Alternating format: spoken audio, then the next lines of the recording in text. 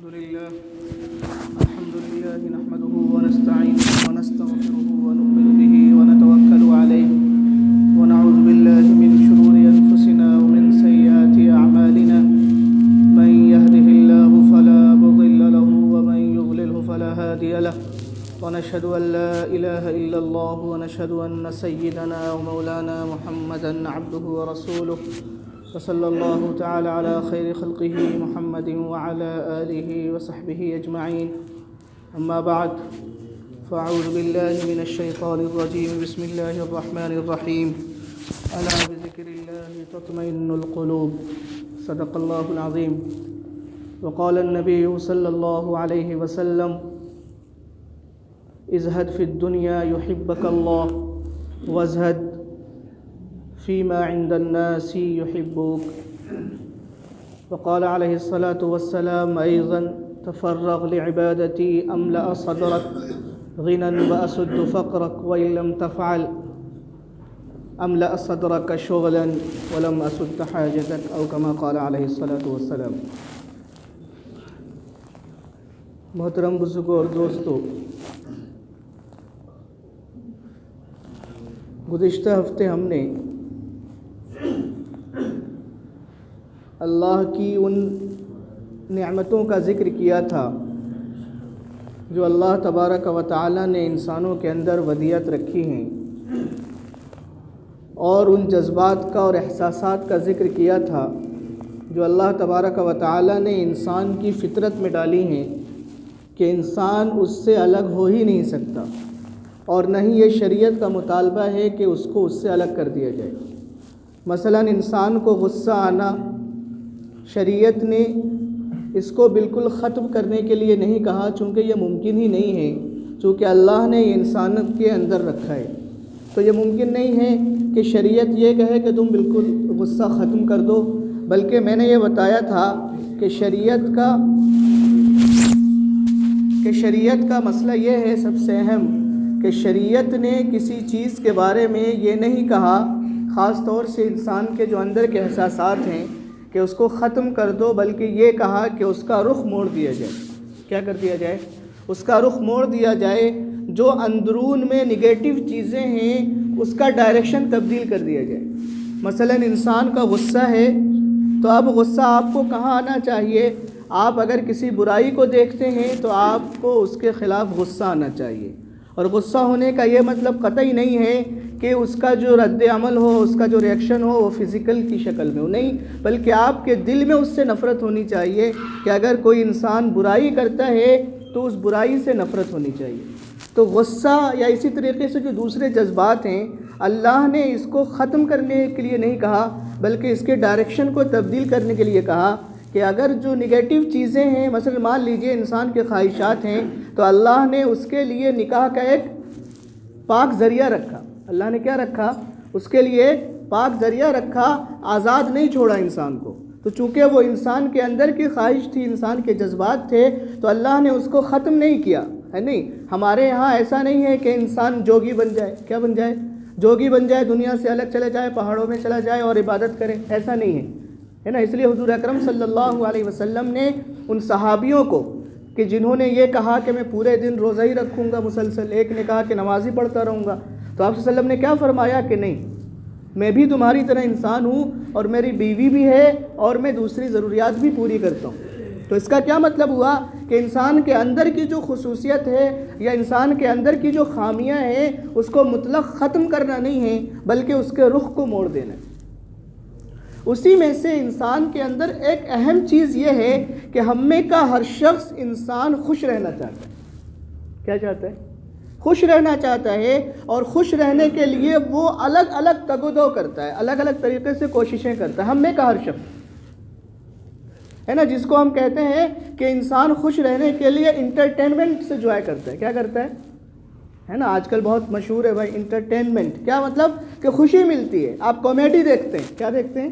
کہ ہر انسان خوش رہنا چاہتا ہے، لیکن شریعت نے جو خوش رہنے کا طریقہ بتایا ہے وہ بالکل الگ ہے. ہمارا جو کرائیٹیریا ہے اور ہمارا جو ذہنی سوچ ہے اس کو الگ بتایا شریعت نے کہ وہ چیزیں بالکل الگ ہیں جس سے آپ خوشی حاصل کرنا چاہتے ہیں. ہے نا. ہم میں کا ہر شخص کسی نہ کسی اعتبار سے الجھن میں ہوتا ہے, پریشانی میں ہوتا ہے. یعنی ایک شخص کے پاس بہت مال ہے, آپ اس سے پوچھئے کہ کیا حال ہے بھائی, تو بہت پریشان ہوں. کیوں پریشان ہوں بھائی؟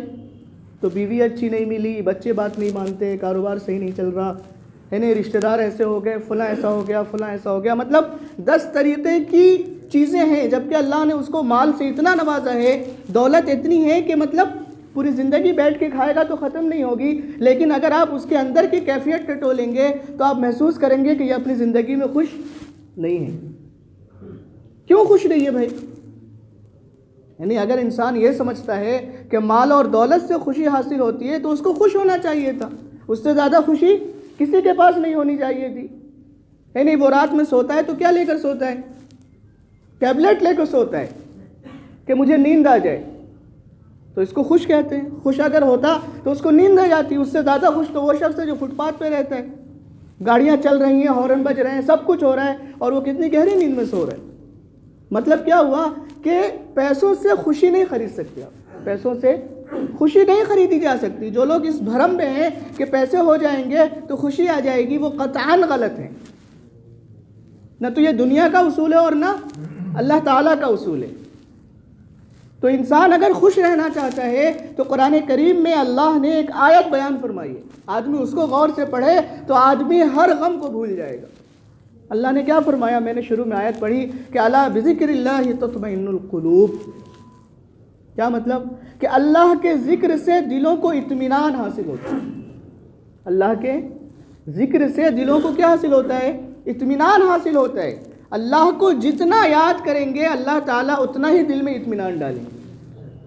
اللہ کو یاد کرنے کا کیا مطلب ہے؟ یعنی اللہ کو یاد کرنے کا مطلب یہ ہے کہ اللہ کا نام بھی لیا جائے اور اللہ تعالیٰ کو کارساز بھی سمجھا جائے. کیا سمجھا جائے؟ کارساز. کارساز کا کیا مطلب؟ کہ اللہ ہی تعالیٰ کام بناتے ہیں اور اللہ ہی بگاڑتے ہیں. اللہ ہی کام بناتے ہیں اور اللہ ہی بگاڑتے ہیں. جب انسان کے ذہن میں یہ ہوگا تو پھر وہ زیادہ غمگین نہیں ہوگا. اور جب اس کا ایمان تقدیر پر ہوگا کہ ہر چیز اللہ کی طرف سے ہوتی ہے, یعنی تقدیر کا کیا مطلب؟ آپ کو خیال آ جانا, اللہ کی یاد دہانی اس وقت بھی کہ اگر کوئی مصیبت آئی تو آدمی اس میں یہ سمجھے کہ یہ اللہ کی طرف سے تھا. کس کی طرف سے تھا؟ اللہ کی طرف سے. تو اللہ کو یاد کرنا مطلب ہر معاملات میں خوشی بھی ہو تو خوشی میں بھی اللہ کو یاد رکھنا کہ خوشی میں انسان حد سے تجاوز نہ کر جائے.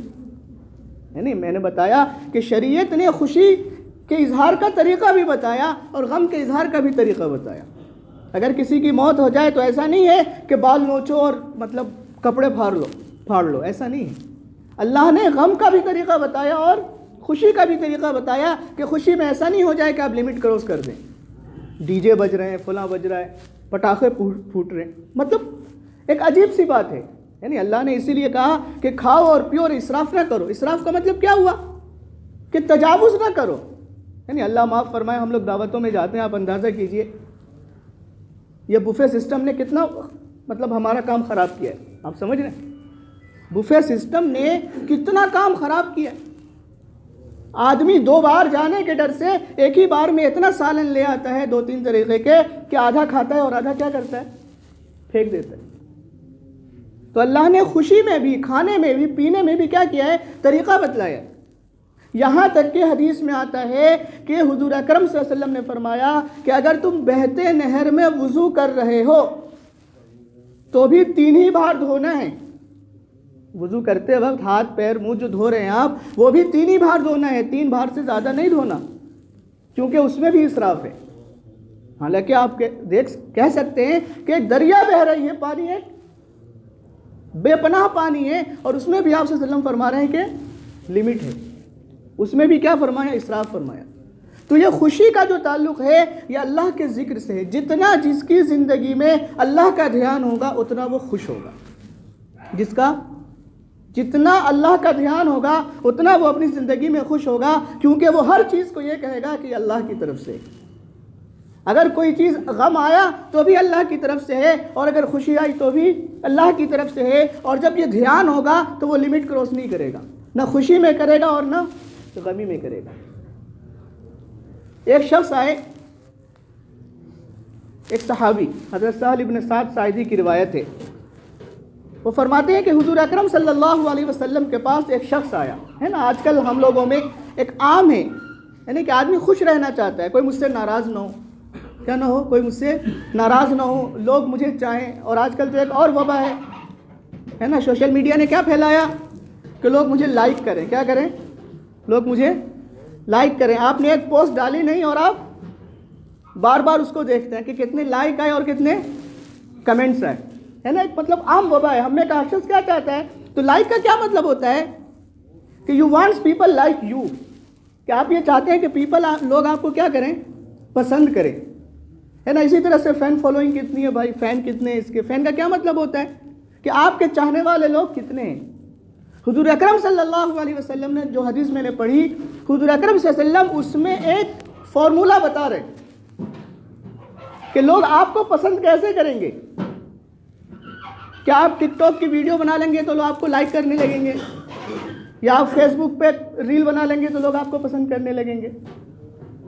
حضور اکرم صلی اللہ علیہ وسلم نے اس کا طریقہ بتایا کہ ایک صحابی آئے اور انہوں نے حضور اکرم صلی اللہ علیہ وسلم سے پوچھا اور کہا کہ دلنی علی خیرین, کہ آپ مجھے کوئی ایسا کام بتا دیجئے کہ اذا عملتہ احبنی اللہ واحبنی الناس, کہ مجھے آپ ایک ایسا عمل بتا دیجئے, ایسا کام بتا دیجئے جب وہ میں کرنے لگوں تو اللہ بھی مجھ سے محبت کرنے لگیں اور لوگ بھی مجھ سے محبت کرنے لگیں. مطلب اللہ بھی مجھے پسند کریں اور لوگ بھی مجھے لائک کرنے لگے, حقیقت والی لائک, ہے نا. آپ کے دوست بہت سارے ہوتے ہیں بھائی, کتنے دوست ہیں ان کے فیس بک پہ, تو 4000, اور جب آپ ضرورت میں ہیں تو کوئی ایک بھی آتا ہے ان میں ہاتھ بٹانے, آپ کے نہیں آتا نا.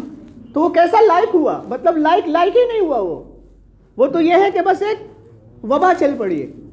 تو صحابی نے کیا پوچھا, صحابی نے کہا کہ آپ مجھے ایک ایسی چیز بتا دیں کہ جب میں وہ کرنے لگوں تو لوگ مجھے پسند کرنے لگیں, اللہ بھی مجھے چاہے, اللہ بھی مجھے پسند کرنے لگیں, اللہ بھی مجھ سے محبت کرنے لگیں اور لوگ بھی مجھ سے محبت کرنے لگیں. تو حضور اکرم صلی اللہ علیہ وسلم نے وہ چیز بتائی کہ انسان کو کیسے لوگ پسند کرتے ہیں اور اللہ کب انسان سے اپنے بندوں سے محبت کرنے لگتے ہیں. حضور اکرم صلی اللہ علیہ وسلم نے فرمایا کہ ازہد فی الدنیا یحبک اللہ. کیا فرمایا؟ ازہد فی الدنیا یحبک اللہ, کہ تم دنیا میں زاہد ہو جاؤ. زاہد کا مطلب کہ دنیا میں رہتے ہوئے دنیا کی چیزوں سے تمہارا دل الگ ہو جائے. کیا ہو جائے؟ ازہد فی الدنیا, ہے نا. انگلش میں اس کو کہہ سکتے ہیں کہ انڈیفرنٹ ہو جاؤ. کیا ہو جاؤ؟ ڈیفرنٹ نہیں, انڈیفرنٹ ہو جاؤ. یا ریناؤنس دا ورلڈلی لو, ورلڈ, کہ دنیا کو جو ہے وہ چھوڑ دو. چھوڑنے کا یہ مطلب ہرگز نہیں ہے, بلکہ چھوڑنے کا مطلب یہ ہے کہ تمہارے آس پاس دنیا ہو لیکن دل میں دنیا نہ ہو. کیا ہو؟ آس پاس, جیسے کشتی ہوتی ہے کہ کشتی کہاں چلتی ہے؟ پانی پہ. تو باہر تو پانی ہے لیکن اگر وہی پانی اندر چلا جائے تو کشتی کے اگر اندر پانی آ گیا تو کیا ہوگا, ہے نا, کشتی ڈوب جائے گی. تو دنیا تو ہو تمہارے پاس لیکن تمہارا جو دل ہو وہ دنیا سے بیزار ہو, اس کے اندر دنیا نہ ہو. فرماتے ہیں یحبک اللہ, کہ اللہ تمہیں پسند کرنے لگیں گے. وقت زیادہ ہوگا. اور پھر فرمایا کہ لوگ کیسے پسند کریں گے, تو کہا کہ وزہد فیما عند الناس یحبوک, کہ لوگوں سے لو لگانا چھوڑ دو, امیدیں چھوڑ دو, لوگوں سے ایکسپیکٹیشن چھوڑ دو, لوگوں سے توقعات چھوڑ دو. یہ توقع نہ ہو کہ یار اس نے میری عزت نہیں کی, یار اس نے مجھے پروٹوکول نہیں دیا, یار یہ شادی تھی یہ کھانا کھانے نہیں آیا, اس نے مجھے لائک نہیں کیا, اس نے مجھے فلاں نہیں کیا, اس نے مجھے فلاں نہیں کیا. تو ازہد فیما عند الناس, کہ جو چیز لوگوں کے پاس ہے, چاہے اس کے پاس پیسہ ہے تو اس کا ہے, مجھے کیا, اس کے پاس دولت ہے تو اس کی ہے, شہرت ہے تو اس کی ہے. تو لوگوں سے ایکسپیکٹیشن چھوڑ دیجئے, لوگوں سے امیدیں چھوڑ دیجئے. حضور اکرم صلی اللہ علیہ وسلم گارنٹی سے فرماتے ہیں کہ یحبوک, کہ لوگ تم سے پسند کرنے لگیں گے. اب آپ یہ کہیں گے کہ مال والے سے لوگ پسند کرتے ہیں, مال والے کو لوگ پسند نہیں کرتے, اس کی چاپلوسی کرتے ہیں. کیا کرتے ہیں؟ اس کی چاپلوسی کرتے ہیں, محبت نہیں کرتے. حضور اکرم صلی اللہ علیہ وسلم نے فرما دیا کہ اگر دنیا میں عزت چاہتے ہو تو لوگوں کے پاس جو چیز ہے اس سے بے نیاز ہو جاؤ. اس سے کیا ہو جاؤ؟ بے نیاز ہو جاؤ, اس سے توقع ہٹا لو. سارے جھگڑے اسی وجہ سے ہوتے ہیں دنیا میں کہ ہم نے لوگوں سے بیجا توقعات کر رکھی ہیں. ہم یہ چاہتے ہیں کہ میں جاؤں تو بیوی میرا استقبال کرے. کیوں بھائی؟ اس نے کیا بچے نہیں سنبھالے ہیں گھر میں؟ آپ یہ چاہتے ہیں کہ بچے میرے آگے پیچھے کریں؟ یہ توقع ہے ہماری. ہم یہ چاہتے ہیں کہ ہمارا دوست ہے ہمارا تعاون کرے.